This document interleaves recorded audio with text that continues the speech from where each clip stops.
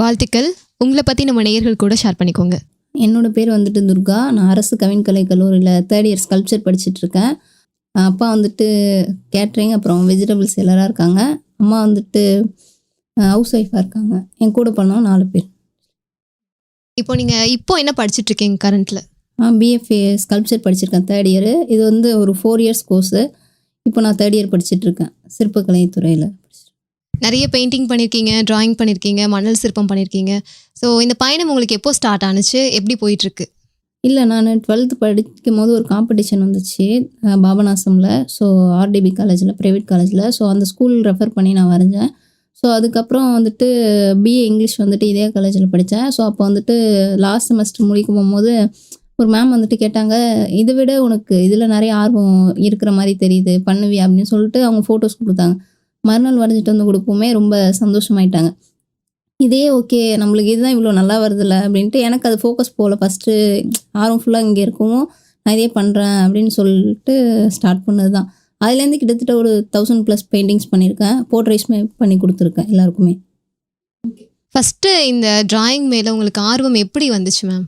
எங்கள் ரிலேட்டிவில் ஒருத்தவங்க artist. So அவங்கள்ட்ட சம்மதம் கேட்கும்போது அவங்க பெருசாக ஆன்சர் பண்ணல. பட் எனக்கு என்னென்னா, நான் வந்துட்டு நானாக தான் எல்லாமே தேடி இது பண்ணேன். ஸோ அப்போ ரோட் சைடில் வால் பெயிண்டிங்லாம் பண்ணிகிட்ருப்பாங்க. ஸோ அவங்கள்ட்ட போய் கேட்கவுமே, இது நீங்கள் வந்து இதை பண்ணுறது வந்து கஷ்டம்ப்பா, அது படிப்பெல்லாம் இருக்குது, போய் பாருங்கள் அப்படின்னு சொல்லவுமே நான் வந்து இதை பற்றி விசாரிக்க ஆரம்பித்தது தான். ஸோ ரேண்டமாக விசாரிச்சுட்டு என்ட்ரன்ஸ் எக்ஸாம் எழுதி போனது தான். அப்படியே பார்த்துட்டு அதுக்கப்புறம் நிறைய பெயிண்டிங்ஸ்லாம் வரைஞ்சிருக்கேன். அது அப்படியே உள்ளே இழுத்துட்டு போகும்னு சொல்லுவாங்களே, அது மாதிரி நிறைய பெயிண்டிங்ஸ் பண்ணியிருக்கேன். இப்போ நிறைய பெயிண்டிங்ஸ் பண்ணியிருக்கீங்கன்னு சொன்னீங்கல்ல, ஸ்டார்டிங்லேயே உங்களுக்கு இந்த டிராயிங் மேலே ஒரு இன்ட்ரெஸ்ட் இருந்துச்சு. ஸோ ஃபஸ்ட்டு சின்ன வயசுலேயே டிராயிங்காக ஏதாவது கிளாஸ் எதுவும் போயிருக்கீங்களா நீங்கள்?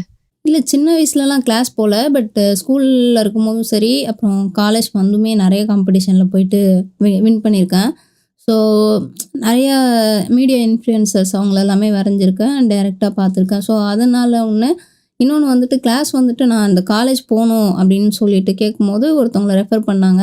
ஸோ அவங்கள்ட்ட ஒரு 1.5 மந்த்துக்கு கிளாஸ் போனேன். ப்ரொஃபஷ்னலாக காலேஜுக்குள்ளே என்ட்ரன்ஸ் எக்ஸாமுக்காக போனது தான். நீங்கள் பண்ணுறது எல்லாமே வந்து பென்சில் ஆர்ட் மட்டும்தான் இருக்குமா, இல்லை நிறைய பெயிண்டிங்ஸ் ரிலேட்டடாக நிறைய விஷயங்கள் பண்ணிட்டுருக்கீங்களா? இல்லை, இப்போது நம்ம சின்ன வயசுலேருந்தே ஸ்டார்ட் பண்ணதே பென்சிலில் தான் பண்ணியிருப்போம்.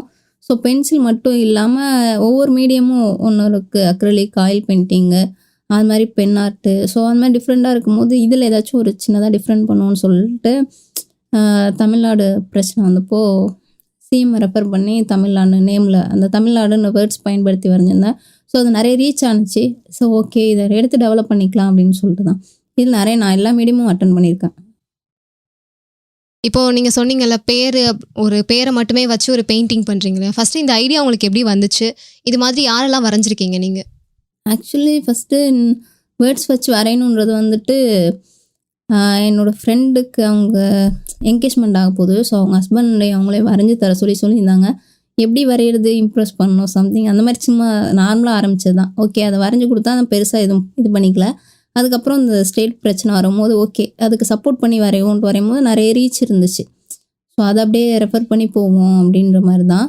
அதுக்கப்புறம் அது நிறைய ஆர்டிஸ்ட்டு, சிவகார்த்திகேயன் எல்லாருமே வரைஞ்சி கொடுத்துருக்கேன். அந்த வீடியோவும் நிறைய வியூஸ் போயிருக்கு. ஸோ டைரெக்டாகவும் அவங்க பார்த்துருக்காங்க. ஸோ அதெல்லாம் என்கரேஜ்மெண்ட்டாக இருந்துச்சு. எல்லா ஆர்டிஸ்ட்டுமே ராகவா லாரன்ஸ் மாஸ்டர் வந்து அவங்க வச்சுருக்க ஃபவுண்டேஷன் வச்சு மாற்றம்னு சொல்லிட்டு அதையும் வரைஞ்சிருக்கு. அந்த மாதிரி ஒவ்வொருத்தவங்களோட யூனிக்னஸ் வச்சு அவங்க பிராண்டை வச்சு வரைகிறது சம்திங். நம்மள்ட்ட கேட்குறோமே அந்த பொலிட்டிக்கல் இருந்தாங்கன்னா அவங்க கட்சி பேரை வச்சு வரைகிறது. ஸோ அந்த மாதிரி கேட்பாங்க, அந்த மாதிரி பண்ணிக்கணும். ரீசெண்டாக தஞ்சாவூர் கலெக்டர். ஆமாம், பிரியங்கா பங்கஜம் அவங்க வந்து ஒரு இன்டர்வியூவில் வந்துட்டு சொல்லியிருந்தாங்க, என்னோடய அம்மாவோட நேம் தான் வச்சுருக்கேன். ஓகே, அவங்கள வந்துட்டு இன்ஸ்பயர் பண்ணால் நிறைய பேர் இருக்காங்க, லேடி கலெக்டராக இருக்காங்க சொல்லிட்டு நிறைய பேர் ஒவ்வொரு மாதிரி பென்சில் ஆர்ட் அந்த மாதிரி எங்கள் காலேஜில் இது கூப்பிட்ருந்தாங்க. ஸோ அப்போ வரும்போது எல்லாருமே எல்லா மீடியம் அட்டன் பண்ணிட்டாங்க. ஸோ என்னாச்சும் அவங்களுக்கு பண்ணணும்னு சொல்லிட்டு அவங்களே அதுக்கப்புறம் நெக்ஸ்ட்டு வீக்கில் வந்து ஒரு இன்டர்வியூவில் சொல்லியிருந்தாங்க, அம்மாவோட நேம் தான் இருக்குது பங்கஜம்னு. ஸோ அதை அப்படியே கொண்டு போய் வரைஞ்சது தான். ஓகே, இப்போ நீங்கள் நிறைய டிராயிங் வரைஞ்சிருக்கீங்க சொன்னீங்க, 1000+ டிராயிங்ஸ் நான் பண்ணியிருக்கேன் அப்படின்னு சொன்னீங்க. அதில் உங்களுக்கு ரொம்ப பிடிச்ச ஒரு டிராயிங்னா எதுன்னு சொல்லுவீங்க? அப்படி இல்லை, எல்லாமே பிடிச்சி தான் நம்ம பண்ணுறோம். ரொம்ப யூனிக்னஸ்னால் ஒருத்தவங்கள்ட்ட நம்ம ஒரு வரைஞ்சி ஒருத்தவங்களை கொடுக்கும்போது அவங்களோட ரியாக்ஷன் பார்க்குறது அப்படின்றது ரொம்ப எல்லாருமே எக்ஸ்ப்ரெஸ் பண்ண மாட்டாங்க. ஓகே, பேமெண்ட் கொடுத்துருக்கோம் அப்படின்னா ரொம்பலாம் அது இல்லை. ஸோ அப்படி பார்த்தா எனக்கு ரொம்ப பிடிக்கும் அப்படின்னா சரண்யா ஜெயக்குமார் மேமோட ரியாக்ஷன்ஸ் வந்து அவங்க வந்து அதை ஒரு ஆர்ட்டாகவும் பார்க்கல இது எப்படி பண்ணீங்க அப்படின்ற ஒரு அந்த மாதிரி சரண்யா ஜெயக்குமார் மேம், அப்புறம் தினேஷ் பொன்ராஜ் அலிவ் சார், அவங்க கலெக்டர் சார், அவங்கள வரைஞ்சிருந்தேன். அவருமே ரொம்ப ரெஸ்பான்ஸ் பண்ணியிருந்தார். நைட்டு 12 மணிக்கெலாம் எனக்கு மெசேஜ் பண்ணியிருந்தார், ரொம்ப நல்லா இருக்குது அப்படின்னு சொல்லிட்டு வாழ்த்துக்கள்னு. ஸோ அது பெரிய இப்போ டிராயிங் அப்படின்றத தாண்டி மணல் சிற்பமும் நீங்கள் நிறைய நல்லா பண்ணிட்டு இருக்கீங்க இல்லையா? ஸோ அது மேலே உங்களுக்கு எப்படி ஆர்வம் வந்துச்சு? இல்லை, எல்லாருமே ஒரு ஸ்டாண்டர்டாக படிக்கிறோம் அப்படின்னா ஒரு விஷயத்தை பண்ணியிருப்பாங்க. எனக்கு கொஞ்சம் மல்டிபிள் டாஸ்க் ஏதாச்சும் டிஃப்ரெண்ட்டாக பண்ணணும். ஒரு வீடியோ பார்க்குறோன்னா இது நம்ம ஊரில் யாரும் பண்ணலை அப்படின்னு ஒன்று இருக்கும். மற்ற ஸ்டேட்டில் மற்ற கண்ட்ரியில் பண்ணியிருக்காங்கன்னும் போது நம்ம இதுக்கான எஃபர்ட் போடணும். இது நிறைய இருக்குது. இது சம்பாதிக்கிறது ஒரு பக்கம்னாலும் நேம் வாங்கணும், நம்மளுக்கு பிடிச்சது ஒரு விஷயத்த கொண்டு போகணுன்றதுனால. ஸோ அப்படி பார்க்கும்போது இதை எடுத்து பண்ணலாம் அப்படின்றதுனால நான் படிக்கிற ஸ்கல்ப்சர். இன்னொன்று வந்து பீச்சில் ஆக்சுவலி பண்ணியிருந்தோம் சிவகார்த்திகேயனை. ஒரு 40 மினிட்ஸில் பண்ணியிருந்தோம். 50 அடிக்கு மேலே அது. ஓகே. இப்போ நீங்கள் வந்து ஸ்கல்ப்சர் எடுத்து படிச்சுட்டு இருக்கீங்க. நிறைய லேடிஸ் பார்த்தீங்கன்னா ஸ்கல்ப்சர் பக்கம் போக மாட்டாங்க, ஜென்ஸ் தான் நிறைய பேர் இருப்பாங்க. ஸோ நீங்கள் எப்படி அந்த துறையை எடுத்து செலக்ட் பண்ணி படிக்கணும் அப்படின்னு சொல்லி எல்லாத்தையும் ஃபேஸ் பண்ணிக்கலாம் அப்படிங்கிற ஒரு தைரியம் எப்படி வந்துச்சு உங்களுக்கு? இல்லை, ஃபஸ்ட் டே போயிட்டு என்ட்ரன்ஸ் போயிட்டு கவுன்சிலிங் கூப்பிட்ருந்தாங்க. ஸோ அப்போ போயிட்டு பார்க்கும்போது காலேஜ்குள்ளே பெயிண்டிங் எல்லாமே இருந்துச்சு. நம்ம தான் எல்லாமே பண்ணுவோமே நார்மலாக வீட்டில் இருந்து கூட.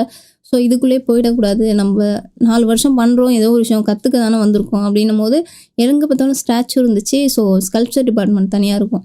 அங்கே போயிட்டு இருக்கும்போது ஒரு கமலேஷ்குமார்னு சொல்லிட்டு ஒரு சார் இருந்தாங்க. நான் பார்த்துட்டு இருக்கவும் அவங்க இப்போ இல்லை. ஸோ அவங்க வந்து பார்த்துட்டு என்ன நல்லா பண்ணியிருக்கம்மா அப்படின்னு சொல்லிட்டு, நல்லா இருக்கா அதெல்லாம் பண்ணுவீங்களா அப்படின்னாங்க. ஓகே சார், ட்ரை பண்ணுறேன்னு சொல்லிட்டு வந்தது தான். ஓகே சார் நான் பண்ணுறேன் அப்படின்னு சொல்லிட்டு எடுத்தது தான். அது மூலயமா தான் இன்ட்ரெஸ்ட் வந்துச்சு. அங்கே பார்த்த ஒர்க்ஸ் என்னை இன்ஸ்பயர் பண்ணிச்சு. ஸோ அதனால் இப்போ மணல் சிற்பம் பற்றி சொன்னீங்க இல்லையா? மணல் சிற்பத்தில் என்னென்ன சிற்பங்கள் இதுவரை செஞ்சுருக்கீங்க நீங்கள்? ஃபஸ்ட்டு ஸ்டார்ட் பண்ணும்போது நம்ம போர்ட்ரேட், அதாவது ஒரு பாட்டி உட்கார வைப்பாங்க. ஸோ அவங்களேருந்து தான் ஸ்டார்ட் பண்ணுவோம் சிற்பம்னா. அதுக்கு முன்னாடி வந்துட்டு நம்ம ஃபேஸில் உள்ள ஸ்கல்லு மண்டை ஓடு இருக்குங்களா, அதை மாடல் வச்சுருவாங்க. அதே மாதிரி ட்ரை பண்ணணும். நானுமே அதுக்கு முன்னாடி களிமண் அந்த கிளே எதுவுமே தொட்டது கிடையாது. ஸோ அதை பேஸ் பண்ணி ஒவ்வொன்றா நெக்ஸ்ட் லெவல் போகிற மாதிரி. அப்புறம் வந்து க்ரியேட்டிவ் காம்போசிஷன் சொல்லுவாங்க. நம்மளுக்கு என்ன தோணுதோ ஒரு சப்ஜெக்ட் எடுத்து ரிலீஃப் ஒர்க்காக பண்ண சொல்லுவாங்க. அந்த ப்ராசஸில் ஒன்று பண்ணியிருக்கும் போது கிளாஸ் ஒர்க்குன்னு பார்த்தா ஒரு 20+ ஒர்க் இருக்கும். ஸோ அது இல்லாமல் என்னோடய இண்டிவிஜுவல் ஒர்க்குக்காக ஒரு அனிமல் காம்போஷனு, அப்புறம் புத்தர், சம்திங் சின்ன சின்ன ஒர்க்காக மினிமலைஸ் பண்ணி ஒரு 20+ ஒர்க் பண்ணியிருப்பேன் என்னோடய பர்சனல் ஒர்க்காக. அதுவும் பெரிய ஒர்க்காக வந்துட்டு வயநாட்டில் நடந்த அந்த இஷ்யூ இருக்குல்ல, அந்த யானை காப்பாத் அந்த விஷயத்தை வந்துட்டு 5 அடி கிட்ட பண்ணியிருந்தோம். இப்போ நீங்கள் மணல் சிற்பம் பண்ணதுலேயே உங்களுக்கு ரொம்ப பிடிச்சதுன்னா எதுன்னு சொல்லுவீங்க? அப்படி யூனிக்கான விஷயம்னா, இப்போ நான் கிளாஸ் ஒர்க் ஆக்சுவலி பண்ணியிருக்கேன். அதாவது ஒரு ரைட்டர் ஒருத்தவங்க எழுதியிருந்தாங்க. நார்மலாக இன்ஸ்டாவில் ஸ்க்ரோல் பண்ணிட்டு இருக்கும்போது, காட்டை பிரித்து காமம் விலக்கி கோயிலில் இருக்கிற யானை வந்து உங்களை எப்படி ஆசீர்வதிக்கும் நம்புறீங்க? இதை ஆமாம்ல, உண்மை இல்லை, அதோட ஃப்ரீடமை வந்து கட்டுப்படுத்தி கோயிலில் வச்சுக்கிறதுனால என்ன நம்மளுக்கு அது நல்லது நம்ம நினைக்கிறோம் அப்படின்றதுனால யானையோட காலை மட்டும் ஆக்சுவலி பண்ணிவிட்டு அது தடுத்துருக்க மாதிரி ஹியூமன் அதில் மேலே உட்காந்துட்டு கால் மேலே கால் போட்டு உட்காந்து செயினால் பிடிச்சி கண்ட்ரோல் பண்ணுற மாதிரி. அதோட நெக்ஸ்ட் லெவலுக்கு அதை போக விடாமல் கோயிலில் வச்சுருக்கோமே, அதை பண்ணதில் எனக்கு ரொம்ப இதுவாக இருந்துச்சு, எமோஷ்னலாக இருந்துச்சு. இப்போ நிறைய விஷயங்கள் நீங்கள் பண்ணிகிட்ருக்கீங்க. ஸோ இதுவரையும் உங்களுடைய இந்த ஜேர்னியில் ரொம்ப பெருமையாக நினச்ச ஒரு தருணம்னா எதுன்னு சொல்லுவீங்க? பெருமையான்றதை தாண்டி பேசிக்காக எல்லோரும் மாதிரி ஒரு மிடில் கிளாஸ் ஃபேமிலி, எதுவுமே வெளில தெரியாது நம்மளை பற்றி. அப்பா இருக்காங்க அவ்வளோதான். அதுவும் நான் சைலண்ட், ரொம்ப போவேன் வருவேன், காலேஜ் போவேன், அப்படி தான் இருக்கும். நம்ம போய் ஒருத்தவங்கள பார்க்குறது, ரெக்வெஸ்ட் பண்ணுறதை தாண்டி நம்ம சொன்னால் ஓகே இவங்க கேட்பாங்கன்ற அளவுக்கு நம்ம நேமை கொண்டு வரணும் அப்படின்ற ஒரு ஆசை இருந்துச்சு.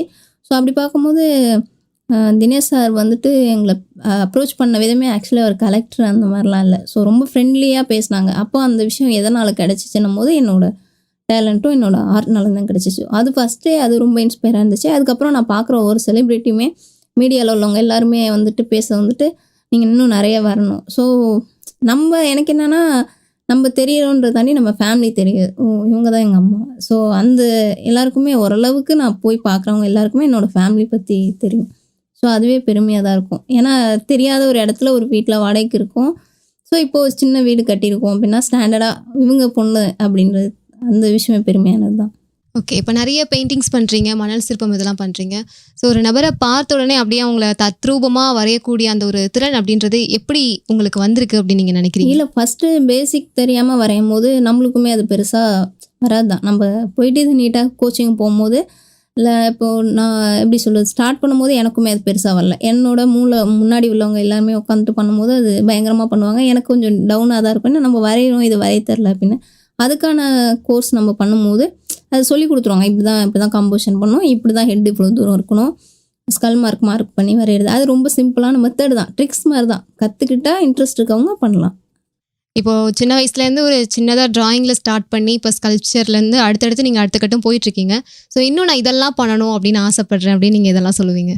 இன்னும் இதெல்லாம் பண்ணணும் அப்படின்றதுக்கு நெறைய இருக்கு. ஃபர்ஸ்ட்டு ஆ லேடீஸ்ல வந்துட்டு அதாவது நம்ம இதில வந்துட்டு ஸ்கல்ப்சர் எடுத்துட்டு இவ்வளோ தூரம் வரணும் அப்படின்றது ரொம்ப கஷ்டம். அதில ஒரு இந்தியால அப்படின்னா தமிழ்நாட்டில ஒரு மேக்ஸிமம் ஒரு 20 பேருக்குள்ளே தான் அடங்கிருவாங்க. ஸோ அவங்களுமே அவங்களுக்கு பிடிச்ச ஒரு ஸ்டுடியோ வச்சுட்டு இது ரன் பண்ணுறாங்க.